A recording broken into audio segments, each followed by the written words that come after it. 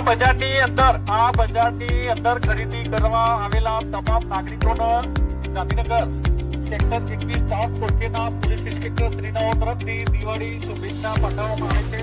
સાથે સાથે સૂચના એ કરવામાં આવે છે કે આપ આ દિવાળીના વેકેશનમાં બહાર જાઓ ત્યારે આપના બંધ મકાનની તકેદારી કાળજી રાખવી।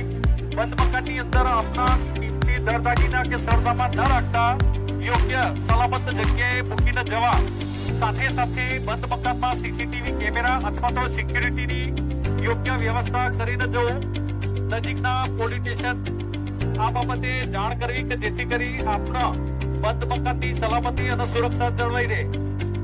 ગાંધીનગર પોલીસ દ્વારા તમામ નગરવાસીઓને ફરી એક વખત દિવાળીની શુભેચ્છા પાઠવવામાં આવે છે। જય હિન્દ।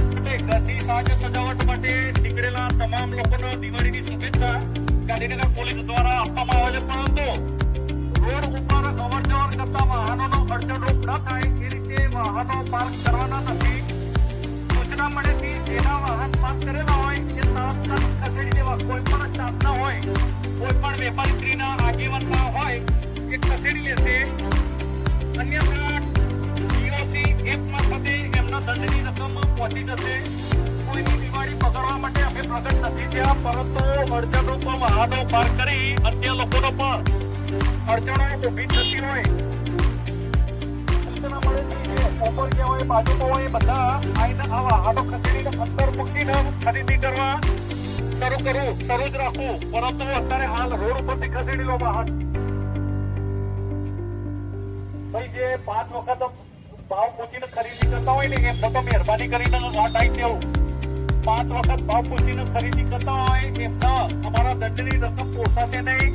અમે કોઈના આર્થિક નુકસાન ન થાય એની તકેદારી રાખીએ છીએ, પરંતુ રોડ ઉપર વાહન મૂકીને ચાલ્યા ન જવું। આમ કરવાથી આ રોડ ઉપર મુખ્ય રોડની અડચણો વધતી હોય। આ સેક્ટર 24 એરિયામાં દિવસ રાત આ તકલીફ રહેતી હોય અને આ દિવાળીમાં ખૂબ જ ભારે ભીડ વાહનોનો ઘસારો રહેતો હોય।